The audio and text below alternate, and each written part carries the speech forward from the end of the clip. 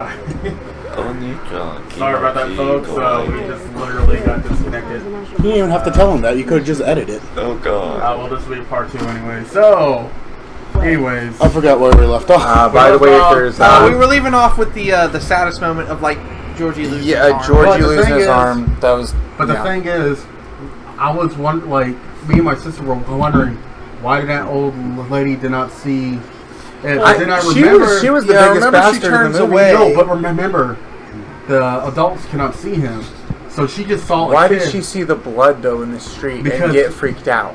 Like, his arm... Well, even though, like, they only see him, like, it actually does happen. Yeah. They just can't see the fear that he instills. Right. So that's why we were like, what the fuck? Because, okay, that was, like, that left me confused. I was like, why did she not, like... say anything, but she just saw as a kid playing in the rain. Well, she knew. Here's the other thing. Like, I wonder. Like, I mean, they don't have to explain it. Yeah. But I felt like, why did she do something? She probably did. You don't necessarily have to in a story like say everything. That's the reason why they. But they kind of explained it because when all that blood flowed out of the sink, he's like, I don't know what you're talking about. Yeah. So that's why they're that way of explaining. So that means you kind of have to go back and be like, oh, that's why that old lady did not go or like try to seek help until like she saw a kid there and the kid was gone. That's it. And that was it. Yeah. Why did she act a little startled though when she saw the blood? She goes, she kind of had this little. It's a because she could physically see it. Like the blood like in the part where it comes out of the sink is not physically the blood of the main character. Then why did the kids wipe it up though? Because physically they were because they believed it was there. That's the whole thing. Huh. Like they physically believed it was there because it was the perception of fear that he was trying to instill in them. Right. It's like getting rid of their fear. They gotta clean it up. Get rid of it. But like in the beginning, when the arm gets bitten off, like that's physical blood coming from someone. Right. Like he was actually there and did bite the kid. So that's a little different. I do remember in the original, it was just her and Billy. She showed Billy, and he's like, "I'll help you clean it up," right? Yeah, it was just Billy. It wasn't all of them. Right. Which was kind of weird. But I feel like the saddest moment was probably watching Bill have to shoot Georgie in the head. Even though it's not Georgie. I saw it coming because I whispered in James' ear. Yeah. And I was like, we called out a lot of moments, yeah. It's like, but it's the embodiment of your little brother. Yeah, and the fact that he actually does come up and he's sad, he's got the boat, and he's got the one missing This was arm. the first time in the movie where you actually see in this, let's say this vision, that you see Georgie actually missing his arm. Every other time before, he had both arms. Yeah. This is the first time where it's like this point of weakness, like this is what's happened to me. You're in the den of the evil lion, and now I'm showing you my true self and what happened. Other favorite part of the movie is when they're like, "Oh, we seen it." I was like, "They said it." They said it. Yeah. That first moment where it's all connected. Yeah. Or like the moment when he runs in there to the game to get Richie, and he's like, "It got her," and I was like, movie title. I'm walking out now. I don't think I've seen that part. It was basically like when. Yeah, that was when you're coming back in. Yeah, I think y'all were just coming back in. Basically, Bev got snatched away when she beats her father down. Right. And Bill runs in to go get Richie, and Richie's sitting there. The bully stabs his father. Oh yeah, he became like an agent of Pennywise. Essentially. Okay. Well, Did you notice the way that the blood was on his face? It almost looked like I noticed that. Yeah. Right. That's why he said he's like an agent of Pennywise because it was very similar to the same markings. It went like down to his mouth. Yeah. Right. I did notice that. Yeah. I don't know where Derry is. I think it's Maine, but I'll be fairly honest. I don't want to go down there because people seem like a bunch of fucking assholes. All right. By the way, if anybody's from there, I'm not trying to hit on you guys. Good job. We're just trying Good job, y'all are assholes. Way to survive. Way to live out those 1 year out of 27 years where the fucking clown comes to life. If you can deal with that kind of horror, then good on you. If you're born that like a couple years after the event, you don't have nothing to worry about. Just get the hell out before you. Make sure that you're not within that 27-year spectrum. So just know where you're at. Because you're like 20. Like if actually, I think you have like even 7 years after the after the event because you're 20 by the time it happens again, and you have nothing to worry about. Oh, I think that's something that's different. That kind of differs from the original. The bully just like straight up dies. Yeah. Like he doesn't. That was a big thing in like the movie was that the bully just gets scared to a point where they send him to a psych ward. Yeah. No, like in this one, the bully just like straight dies, and you don't see him again at all. Yeah, they push him down. The bully is actually in a different Stephen King novel. Shawshank. No, that was his brother. Ooh. Oh yeah, his brother. Ooh. Because all the Stephen King books, they all intertwine. Because if you God, sounds like we're playing with Marvel here. Oh no, I mean, he probably did it before Marvel did it cinematically. like either he did it with his books though. Yeah, he did it with the book. He had no idea that they were intertwined, or he was just that genius where he's like, well, I don't think he's that. One of these bullies, I'm gonna put in this movie and have him become a serial killer in this book. Yeah. That, or he's just like, I ran out of names and I used the same name as that bully. I would want to say that. I would want to say that, but however, the connected stream of everything that so cohesively works together. Hate. Stephen King is a genius. Yeah. And all those people who love Stephen King, if you go through it and connect it, it makes way too much sense. Oh yeah, if you there's look at no way this was like, hey, I ran out of names. Names match here, names match there, names characters, match here. personalities, timelines, lineage. But like either way, all places. the books are like linked together, like in this weird. That's why what I really like stories that are connected. Yeah. Yes. I mean, I'll be fairly honest. I kind of like that video stuff. games. I like it in movies. I like it in TV shows. Like in books. And like, well, I don't know about books because I don't really read them. What was the one that you told me about before the movie started? You said that there was two that like they're together. It's like the Aliens franchise. Spy Kids and Machete. Machete. But that's Blade one. Runner Blade Runner and Aliens are apparently in the same continuity. They're in apparently they're in the same universe. Because the company in Blade Runner, the original, is friends with the guy from Prometheus. Wayland Yutani? Yeah, and I don't know the company in Blade Runner, but they're like friendly competing companies. Have you seen really? It? And Stark Industries versus Hammer Industries. Yeah, and so like in the Prometheus Special Edition, I think you get to see a file where he talks about the Blade Runner company. Whoa! And so that kind of like weirdly connects them. See, I kind of like that because it opens up. It's kind of like with what's it called? That movie Shattered, the guy that has like 22 split personalities. Would you never believe? Yeah. Would you believe that that's part of the what was that? Mr. Series Glass called? And then Split. Shattered. Shattered. Unbroken. Not Unbroken. Or Unbreakable. That's it. Unbreakable. Yeah, it's part of the Unbreakable series. It's a prequel. I didn't even know. Yeah, so like. I thought it was something completely different. I've never seen Shattered, never heard of it. It's Split. Yeah, Split, my bad. Right. It's Split. It's the guy that's got like the 22 different personalities. It's a whole universe. And it's that one that just came out like last year? Yeah. It's in the same universe of Unbreakable. Yeah, apparently it's like a prequel movie. Yeah, it's so weird, but was Bruce Willis like the son or something? I don't know, but they're making an Unbreakable 2. Unbreakable. And so because he did a tweet like why no sequel? Yeah, like when's that sequel coming out? Yeah, and then like he made like a tweet about like what Tom said. Where's Mr. Glass doing up there? What's Mr. Glass up to now? Mr. Glass. Why no sequel? So I want to throw out this point real quick though. So we talk about how much we love Easter eggs and the continuity being connected from movie to movie. What I heard is that The Dark Tower, again, another Stephen King movie that just recently came out. Apparently, the theory behind it is that the Dark Tower actually represents the center of the books. Yeah. All the books, all the stories, all seamlessly connected. There's a few Easter eggs, I guess you could say, in the movie, like Nightmare on Elm Street 5. Yeah, you saw that, and then they had what was Nightmare on Elm Street was Stephen King. Well, no. Like they showed that in the there was like a little snippet of that, like in the movie, like. It showed, like, on the theater door, it said Nightmare on Elm Street 5, which actually did come out in 88, which is when the movie was which is when the movie is being shot in, and then there was a Rampage arcade in there too. Or something. Yeah, what was the other movies that showed up on the there? initial Street Fighter. I think it was the original Street Fighter. Yeah, the first one, the very first. The original Street Fighter, because the characters looked weird. Yeah. So it gives you a presence of mind. The songs that were played. Yeah.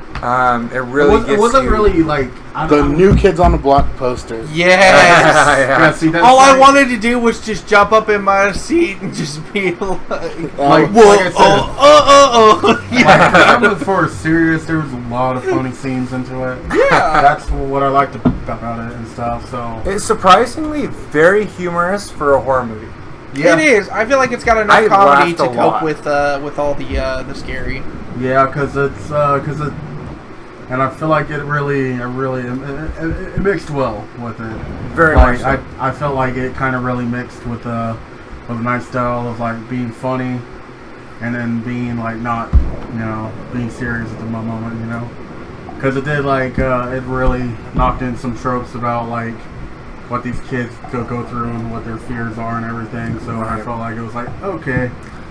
Yeah. I love the fact that they were facing their own personal anguish, their own personal fears, and yet there's this bigger threat of fear. Yeah. But the way that the storyline was put together, you're seeing that the way that they address their own personal fears actually caters to the bigger threat they're fears facing. Became their strengths. Beautifully put. Yes. For instance, one of my favorite characters was Mike. Yeah. And so, at the beginning of the movie, he holds the bolt gun to knock out the sheep, and so he's like hesitant. He doesn't do it. So his uncle comes up because obviously his parents have passed away, and he says, "You got to realize one thing about life. You're either going to be on that receiving end of it, or you're going to be the one giving it. So you decide how you're going to be." Again, yes. That was spoiler alert. About as soon as I saw that, I said foreshadowing, and I said this character's gonna be a badass. I want to see where Mike goes. See, now that's something that bothered me. Mike did not get a lot of screen time. Yeah, I wanted more of him. I really feel like they glazed over him kind of bad, and I don't like. I wanted more Mike. Kind of rushed. Had something to say. Yeah, it's weird because when his uncle was talking to him, I felt like the parents are very involved with their children in this one. Yeah, whereas like they're just non-existent. Yeah, in the original, it's just like it's like, oh, what are you doing? Mm-hmm. Well, hopefully it's a little more realistic. Yeah, a little bit. I think the most things as well because the parents were really involved in it. It felt natural. Yeah, it's not just like fakeness. It's not like oh. We'll be back, Mom. Okay, and then you'll be gone 3 days later. Yeah, I think it's funny. The only two parents that really got a lot of screen time were Bev's dad and Eddie's mom. Yeah. You didn't really see a lot of them.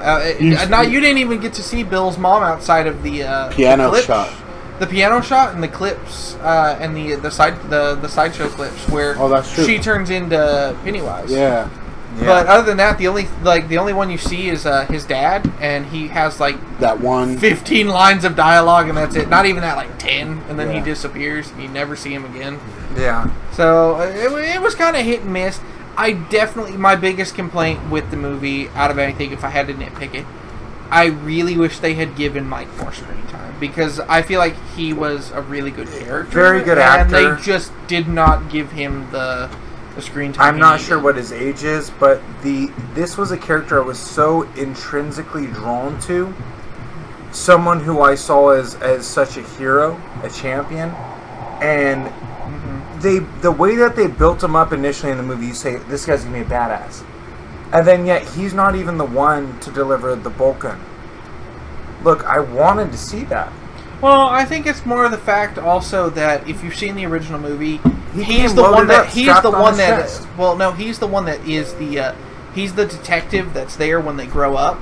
He's the one that makes the call to all of them to have them come back. So really, he plays a really big part. So I feel feel he bad. may have more of a screen time in the future. Yeah, but not technically the kid though. Yeah, but I feel bad that they glazed over him so much. And that's what bugged me because the actor.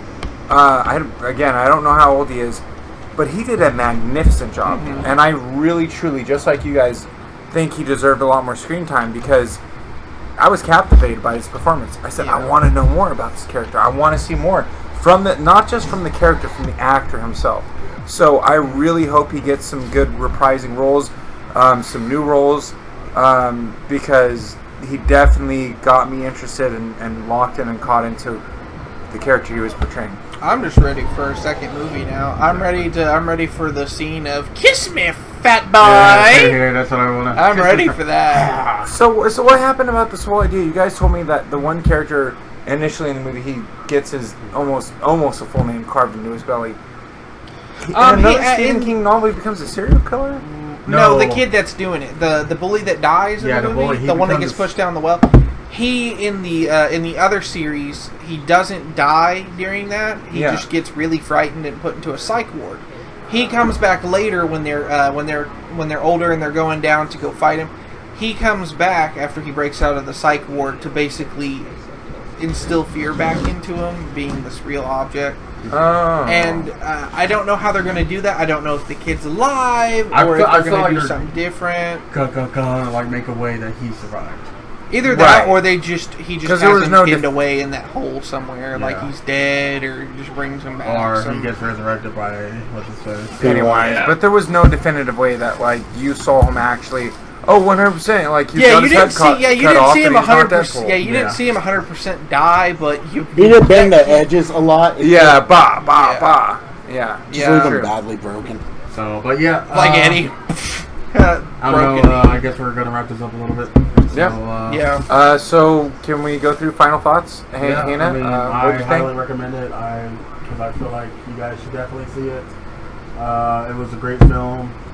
You know, I mean, I'm really wanting to go see it again. So, I mean, that's something that I like. Ever since I saw the trailer come out, I was like, I have to go see this no matter what. Because I mean, I watched the original. And I thought it was funny. A teacher of mine back in high school, he always told me, and we talked about it a lot. So me and him became like a good friends about it. And like, no pun intended with all the its. Hey. So what you think of it? Saw what we did there. So what do you think of it though? I thought it was a really great movie. Well worth the money. Very entertaining. Kept me captivated. Offered me a lot more than I thought it would. And I'm probably going to go see it 2 more times. So, absolutely.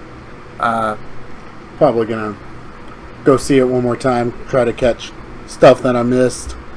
I might watch the original again just to make some notes in comparison. Right. I like how we always compared it to the original, but none of us have compared it to the book yet. Well, I haven't been able to sit down and read the book. I haven't read the book. Yeah. But I feel like the movie is what most people are going to compare it to. Yeah. You're only going to have a small portion that will compare it to the book. This is the first Stephen King remake, isn't it? I don't know. They have a lot that they can still do because they have like Carrie. Carrie was they did Carrie. They already did a Carrie TV series though. No, that's what I'm saying. That's like this. Does that count? Like, well, it was a TV series, then they made it into a movie because basically when you bought it, it came in like 3 or 4 parts, and to put it on a VHS to buy, they were like, bam, just cram it together and call it one movie. So that's basically kind of how it got its origin as being a movie. The movie. Okay. The movie. So what do you think of it? Final rating, I'm probably going to say yes. I would definitely go see it because it is a really good interpretation of the original film and just cuts out a lot of the stupidity that a lot of people complain about of it being, God, what's with all the flashbacks, and God, I don't like watching this. It's just like, it really throws you around. I feel like this was a really good way to simplify it, tell a really good story, and just give it the edge that it was missing back. And once again, good job on Finn Wolfhard, whatever his name is. His character is hilarious. Yes, he just stole the show to me. It was just too funny. Yes. They all were great actors. I really did. They were, like I said, they were all. Not one of them were like annoying. No, I don't think there was an annoying actor in it. I think the only one that I didn't like was the main Jewish kid. I felt like he Stanley? was I felt like he was kind of like the little bitch about things. Yeah, I felt like his character was just really kind of wussy, but I mean that's kind like he didn't. Not always lines. Everyone faced their fear like early on in the movie. I don't feel like his fear was still there when they went into the tunnel. Yeah, I didn't feel like he did shit. The whole that is true. Yeah. He really didn't, but that's kind of the point. But then, like towards the end, like I said, we're just going to watch the second one. Maybe he'll do a lot more. Yeah. Hopefully that second one gets made. Hopefully the second one will be good. Yeah, but I would definitely say, go watch this movie. It was Please, fantastic. guys, if you love good cinema, if you love good movie, you love good acting, you love good storylines, you go love good plots. Please go to this movie. Go get that movie. Go have some time. Go get a good experience, and you won't forget it. We promise you that. This is the guarantee of Hannah Saint's YouTube channel.